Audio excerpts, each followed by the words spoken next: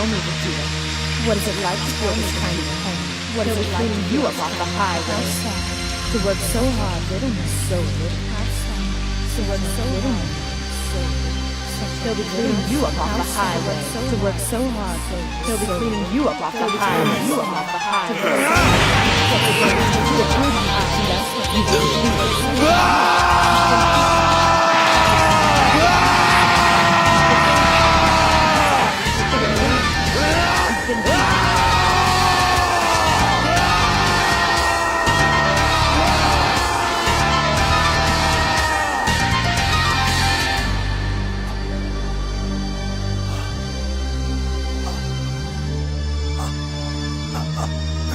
No!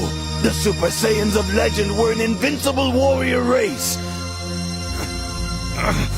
I am their son! And at long last, I have risen to claim my birthright! I have stepped into the ranks of greatness! All my life I have worked towards this goal, and for what? To be brushed aside as easily as a common housefly by an android? A true Super Saiyan would not have fallen. Maybe I'm not who I think I am.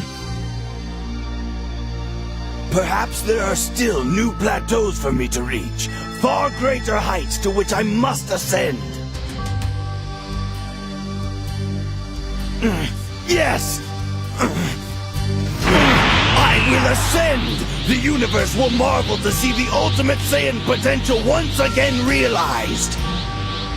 And I will be legendary.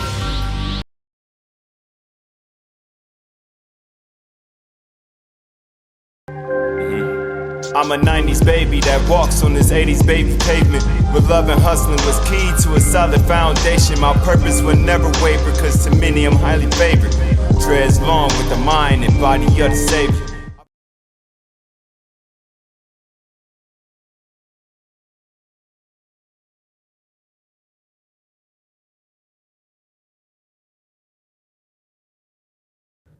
It's time, Jake. I'm scared. I can hear you. I can hear you. What? I can hear you. I'm onto you.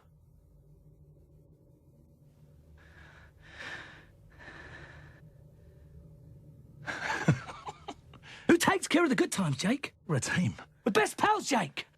You want to get rid of me? You know life without me? You don't know life without me. Do you know life without me? No, because it doesn't exist. Do they talk about me, Jake?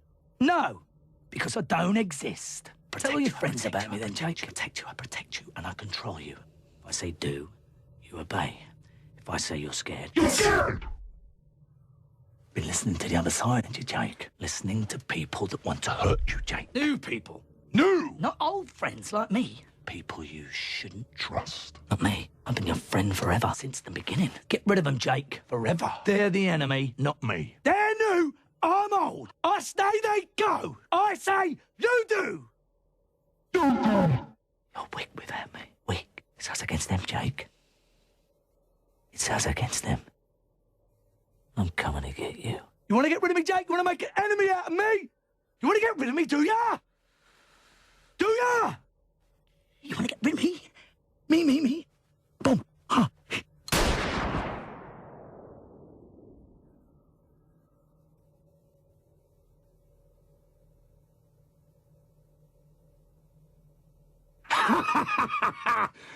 Still here, Jake.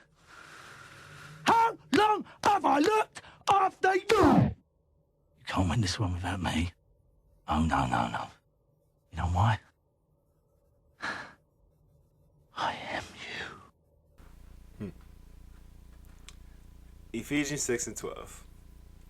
For we wrestle not against flesh and blood, but against principalities, against powers, against the rulers of the darkness of this world, against spiritual wickedness in higher places. If you're not fighting against man, right, then who is your enemy? Your greatest enemy hides in the last place you will ever look. No one ever looked at themselves as the enemy. This one right here is for believers of something bigger than themselves. When God say, let me fight your battles, what does that truly mean? People in this world play this game called life in one-player mode. When they walk in the sand, they see one pair of footprints. So with that mentality, they will develop an ego by nature. And with that can create the social and economic norms that we have today. But what's an ego? An ego, by definition, is an inflated feeling of pride and superiority to others. And your superiority to others. Let me get that right. So when you meet an individual, they don't present themselves truly. They present a certain level of ego to make themselves look better or even with the person they're talking to. Everyone's ego is expressed differently because of what each person has went through. You develop a character or an ego, in this case, within yourself based off those experiences and feelings, and you will protect that ego or character like a dear friend. Some of you will take a step further and make a kingdom or a sanctuary out of what they feel they deserve. You choose the people you associate with and allow in your space, right? You only put yourself in comfortable situations and positions that best fit your ego, best fit your character, right? So some expand that even further to the occupations and just daily life, thinking that they the shit and deserve whatever they are asking for simply because of what they went through or what they know and all this extra stupid ass shit, right? So you fought many necessary and unnecessary battles and came out on top, and now feeling like life should shift in your favor simply because of you weathering the storms and came out with some type of monetary gain or sense of value from other people, right? You think those footprints in the sand are your own and should be acknowledged. Lean not on your own understanding. Pride always comes before the fall. In order for something to fall, an object has to be suspended in the air. Or for this example here, carried like a baby. Those are not your footprints in the sand. That's God's footprints in the sand, carrying you, protecting you, and guiding you without you knowing or your acknowledgement. You reap what you sow. So if you are doing good deeds on this earth, you will be granted blessings on earth for the work you've done. Those storms you went through was there by design to build yourself up to be the person God designed you to be, right? God's will be done regardless if you acknowledge it or not. But since you think this is your work, here's your reward. Some do evil and get all the earthly blessings and rewards, but it never lasts long, and ego will be the reason why they'll have future losses. Your ego will make you focus more on yourself and what makes you happy more than anything in the world, including God the Creator. You'll trust your ego first before you trust the Lord. And when He reads that in your heart, don't be surprised if He dropped you and let you walk in the sand on your own. It shouldn't be a problem. You don't need Him. Your ego told you that you have me, myself, and I. I'll be alright. God never leaves you, but you'll never notice if He did or not. Life will be going great until it's not. And instead of you turning to someone that is bigger than you and can help you through anything like He's done before and always happened, the person with the ego becomes the greatest artist you've ever seen. They paint and gloss over all their problems to keep their character and image up. They will turn into a strategic strategist to make sure that their image of self is held upright and in high regard at all times. Some people pride and ego is so big that they will even die over their respect. That's not common, right? Their kingdom cannot fall. They worked too hard and went through so much, working so hard to keep up that ego of yours that you forgot to start walking in the sand you're in. Matter of fact, you're sinking and you know it, but no one else can know. My pride won't allow that. Only those that can help me right now can be around me. I don't trust people. People be telling my business and I don't want people knowing what's going on right now. Sounds familiar, don't it? But let's keep working. So now you sinking in the sand, right? You lost the money, the car, the job, the girl, everything, nigga. You're on your ass in the sand, sinking, and don't have no way out. Nobody can hear you. Nobody can fucking help you. If you're a believer, you'll call out to God crying and shit. Why God, why this happening to me? Please help me, I don't know what else to do. Like, I've done everything I could and shit. Like, why you doing this to me? Look, at your lowest point, God come and grab your stupid ass out the sand and start carrying you again. Look, here you is, sharing your testimony, thanking God for helping you out of some shit for about a week. After that week of thanking God and getting your shit together, or God putting you in a better situation than where you came from, you get right back to rebuilding that ego of yours.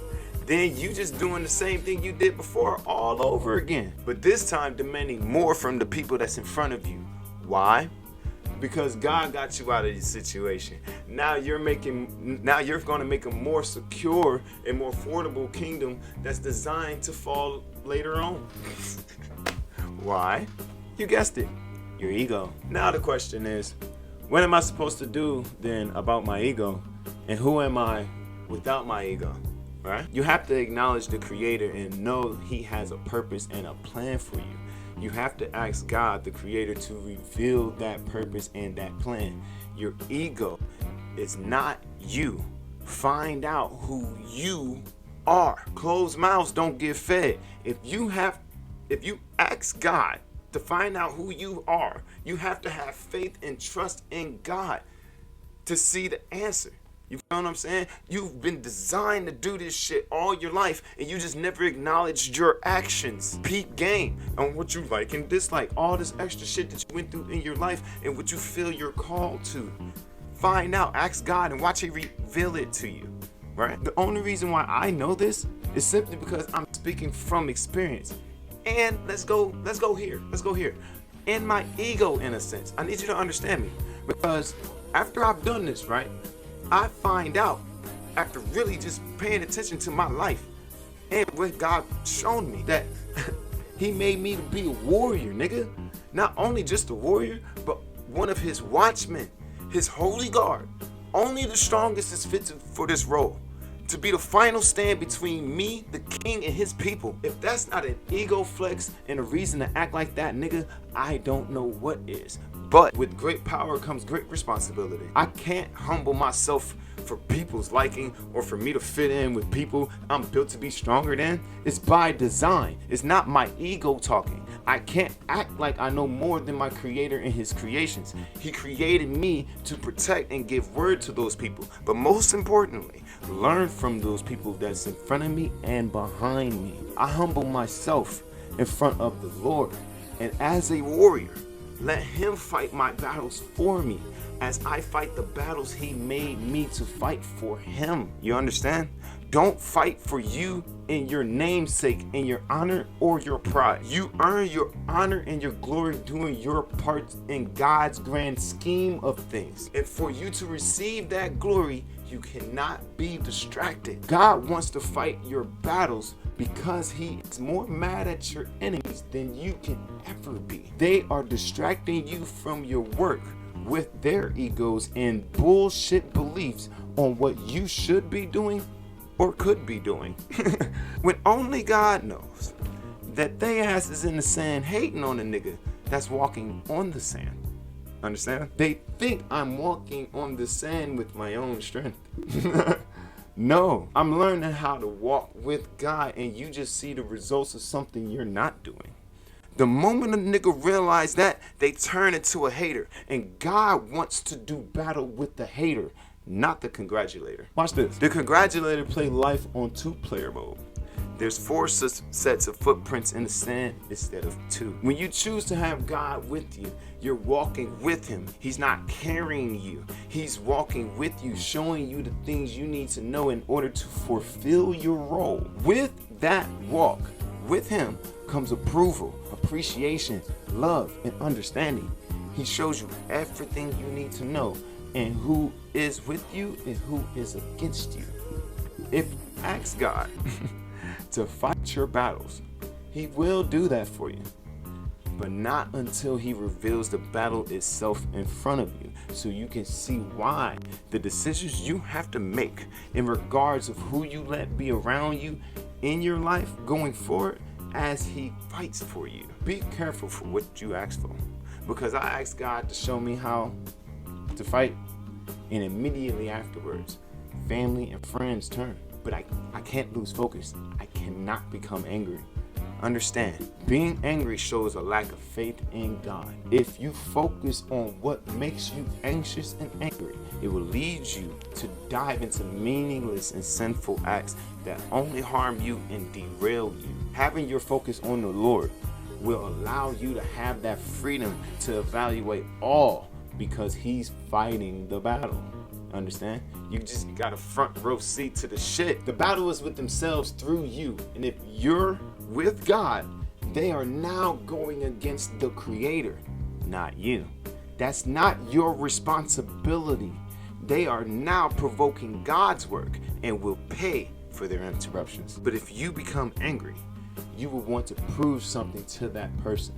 So you will step in front of God and let your ego fight the battle, which you will lose even if you win. Don't forget that.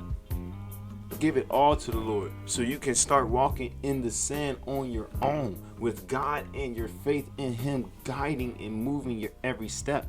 Be thankful in knowing that everything that I do is not for my own selfish gain, but for God's will. My future is in God's will. And I'm thankful to know that because He made me, Shamar LaShawn Irvin Jr., to fight for that, I know that my fight is bigger than me. I am the strongest because I'm willing to fight and die for my Lord in this mission that is bigger than me. My future is what I fight for, not my pride or my ego. I won't become distracted. I won't lose to none of you. God will win, not me. Your ego is not you. Find out who you are, and you'll have the ultimate confidence in who you are. You won't hate on another because you understand that they're just simply talking about their role. And you have a different role to fulfill. Find out who you are, man. Don't let your ego drive you. You drive your ego. You ain't me. The greatest con that he ever pulled was making you believe that he is you. You ain't me. I am you! You're not me. Come on! Your best fucking friend! I am you!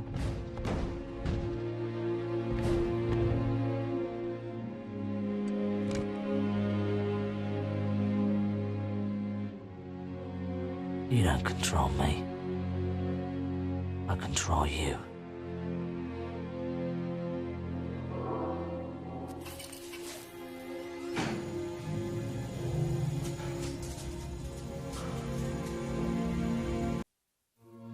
The ego is the worst confidence trickster we could ever figure, we could ever imagine, because you don't see it. And the single biggest con is, I am you. The problem is that the ego hides in the last place that you'd ever look, within itself. It disguises its thoughts as your thoughts, its feelings as your feelings. You think it's you. People's need to protect their own egos knows no bounds. They will lie, cheat, steal, kill, do whatever it takes to maintain what we call ego boundaries. People have no clue that they're in prison. They don't know that there is an ego. They don't know the distinction. At first it's difficult for the mind to accept that there's something beyond itself, that there's something of greater value and greater capacity for discerning truth than itself. In religion, the ego manifests as the devil. And of course, no one realizes how smart the ego is because it created the devil so you could blame someone else. In creating this imaginary external enemy, we usually made a real enemy for ourselves, and that becomes a real danger to the ego, but that's also the ego's creation. There is no such thing as an external enemy, no matter what that voice in your head is telling you. All perception of an enemy is a projection of the ego as the enemy. In that sense, you could say that 100% of our external enemies are of our own creation. Your greatest enemy is your own inner perception, is your own ignorance, is your own ego.